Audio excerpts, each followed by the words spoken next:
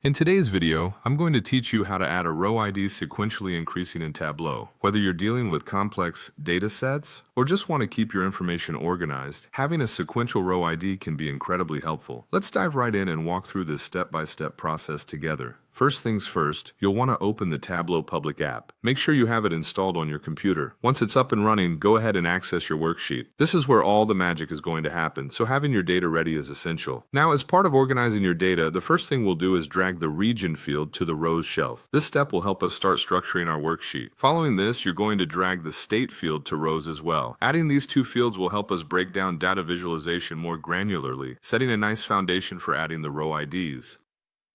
Next, take the sales field and drag it to the text shelf. This simple action enables us to display the sales figures clearly, making your data sheet informative and visually appealing. With your data structured in rows based on region, state, and sales figures, you're ready for the next step. To add the sequential row ID, you'll need to create a new calculated field. Start by clicking on the Analysis menu from the top of your screen. Here, locate and click on Create Calculated Field. A new dialog box will open up where you can input your calculation. In this dialog, give your calculated field a meaningful name like row number. Then type in the formula index, key.